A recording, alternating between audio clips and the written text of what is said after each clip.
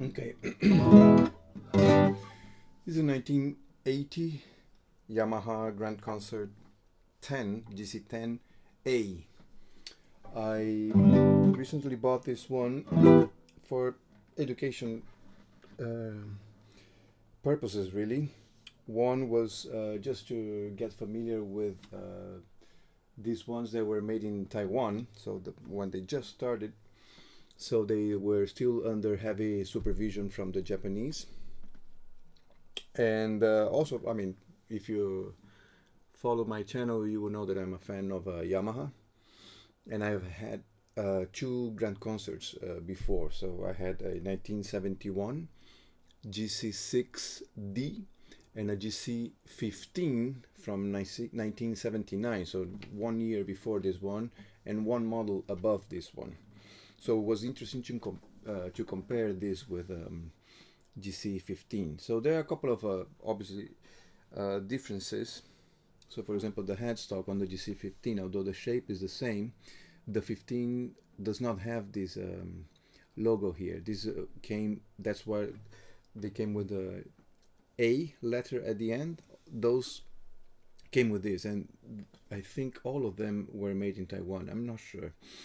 Other difference, for example, is that the GC15 had a thicker layer overlay here on the headstock, and therefore the bevels that you see here in the corners are a bit more exaggerated, or they look more because they have more layers in there. But the shape is the same.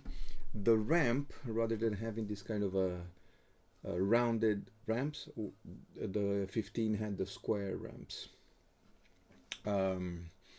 The profile of the neck is basically the same. The scale is the same, 650. The geometry, the depth of the body is also the same. The GC15 had a darker rosewood on the sides, but about the same qualities. A bit more ornamentation on the purflings on the 15, but and the main difference is that the top in this one is cedar, while the GC15 was a spruce. Now this is an amazing piece of cedar. I don't know, I will try to, it's hard to show with all the reflection, but the tightness of the grain is quite something. I mean, it goes super tight all the way up to where the bridge wings finish, and then starts to spread a bit more, but it's super tight all the way through, very uniform, very consistent. I mean, it's an accent piece of cedar. And I like the rosette on this one quite a lot. There's so much detail in it. I mean, the veneers that they were using were 0.3 millimeters. Normally the ones that you find is double in thickness, 0.6. So that's why they have so much detail, and it's really an incredible amount of work. The other difference is that the bridge, I mean this area here on the tie block, is slightly wider. So we have about 86 millimeters more or less. Normally is 80 millimeters. I don't know why they made this difference.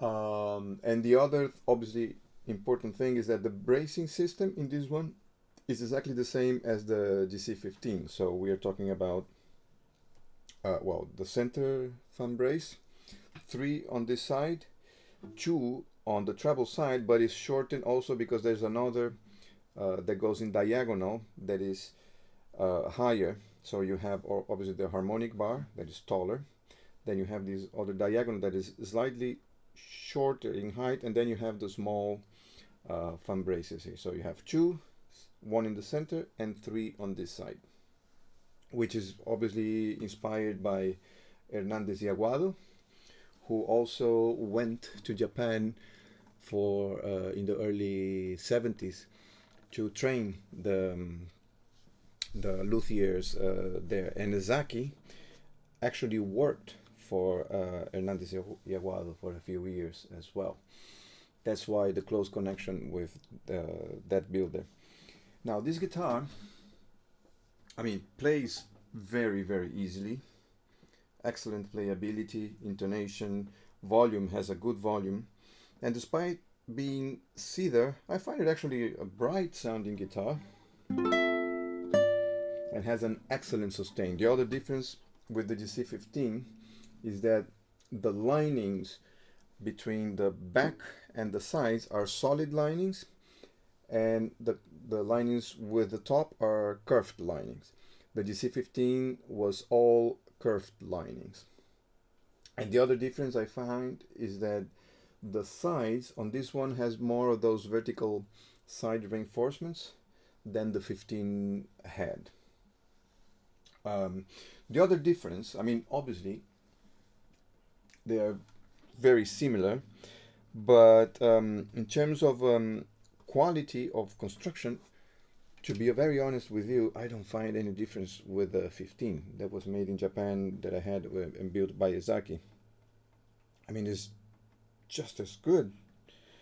I had to repair this one. There was a loose, this part of the harmonic bar was a bit loose in close to the edge with curved linings. So I fixed that.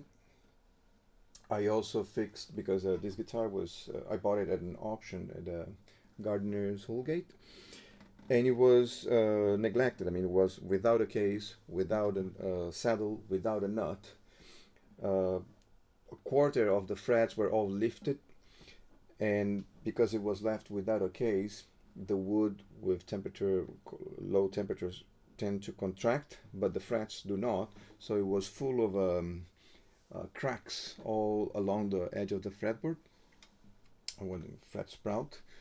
And because it's a hard lacquer, it's a poly lacquer, I had to basically remove that and refinish. But it came out really, really well. I mean, you don't feel it, you don't see the line either when stars the old and the new one. I mean, it came out really, really nice on both ends. And obviously I added the saddle and the nut, so I repaired that. Oh, the other thing I did was that the G sharp, because the air resonance of the guitar is in G sharp, so this one tended to sound a lot louder than the rest. So I sanded a little bit the vibration that crosses here in the middle, just because that was the tallest one, and just to try to change a little bit manage this kind of a wolf note that he had, and it sounds a bit more balanced with the rest. Let me just play all the notes across the fretboard on every string, so you know.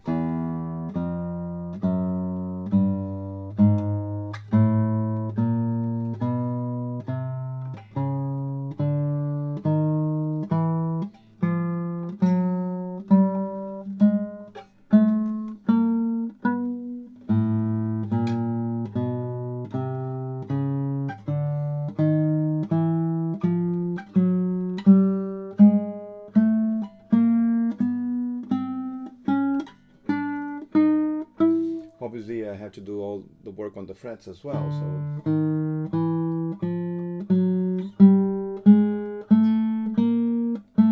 it's not buzzing.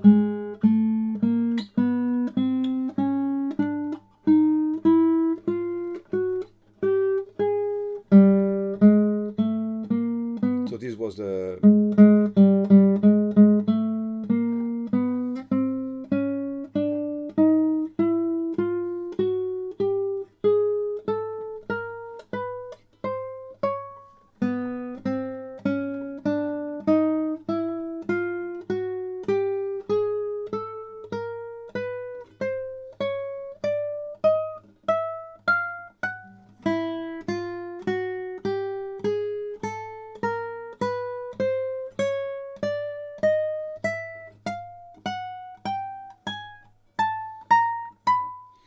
so there you go. So the whole range.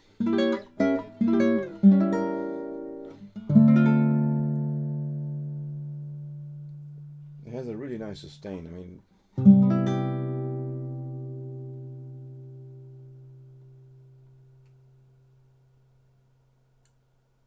still ringing and now just starting to really decrease. So the action, let me show you the action right now is at, let me get here my,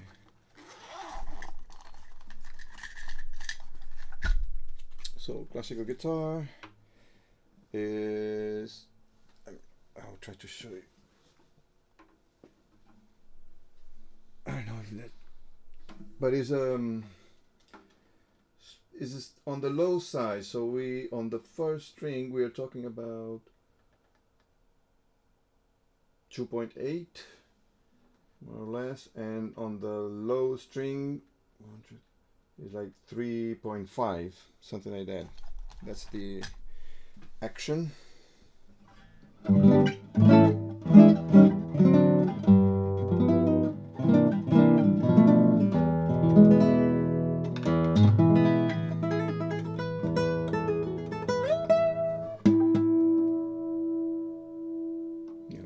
Change from D to E. I also like the dynamic range it has, so you can play from soft to, you can ask for more dramatic differences in dynamics. And also the colors, I mean,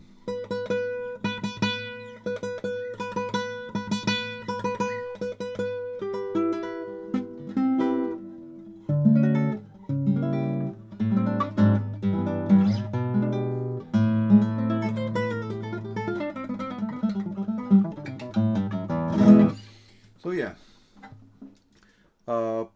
poly lacquer on the back and sides, and that's why it looks like new. I mean, this guitar is 46 years old. Look at that. It looks really like new. And it's nitrocellulose on the, for the top, and doesn't have any crazy, a couple of little marks and dings, but nothing major. I mean, obviously you see here some marks of a fingernail as expected, but is in pretty good shape now that I did the restoration. There is one thing that apparently this was it fell on the floor, and you can see this thing here. It looks like the piece broke and they glued it back, but it's a nice repair. Now the other thing, there's two strange things that I don't really understand why. One, why the label was redacted there, and it's kind of silly because you can still clearly read through. So the year is 1980 and the number is 01005.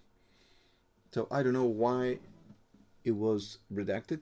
And the other very strange thing is that the machine heads, if you look on the bass side, they are, although the shape is the same, the engraving is different from this side. This is exactly the same that I had on the GC15. I will put some photos that will show the details a bit better, but this has a more sophisticated engraving than this one. This is more like a little dashes and things, and the other is a bit deeper and slightly difference in the design as well. Now the buttons are the same and they are not plastic because they are all different from one another, so it's good quality stuff. But the plate, I don't know what happened, probably during production they mixed them up, because the one in here is exactly the same I had on the Yamaha G255, which was the higher end from the manufactured mass-produced guitars, and this one is the one that I had on the GC15. I don't know, I guess they didn't notice, they put this one and then they put the buttons correctly. I mean, they are all the same, but the bass is not. So I don't know exactly what happened there. The other difference I've found between the GC15 and this one is the thickness of the lacquer. I mean, you can see, for example, in here next to there are a couple of little cracks, but obviously that's in the finish only, because when you have very thick lacquer, that's happened. And you can see, for example, that in here is kind of a rounded edge. It's not a very sharp definition between the joints there. And the same happens in here in the bridge between the tie block. Is kind of a rounded, because the thickness of the lacquer. Obviously the lacquer for the bridge is poly, but again, this is nitro. They were lacquered separately, and then they put the bridge on. So that's the only thing that, and it's mostly an aesthetic thing really, because I don't think it affects the sound in any negative way. It might be even the contrary, because it adds some, because the lacquer is so hard, makes the sides a bit thicker and increase sustain. That might be the reason why this guitar has such a great sustain. And also, by having a poly lacquer, you can put any kind of guitar support you want. Might be the guitar lift, or those that put suction cups in here on the side, and they will stick well, which is something you cannot do with, let's say, French polish or other kinds of finish.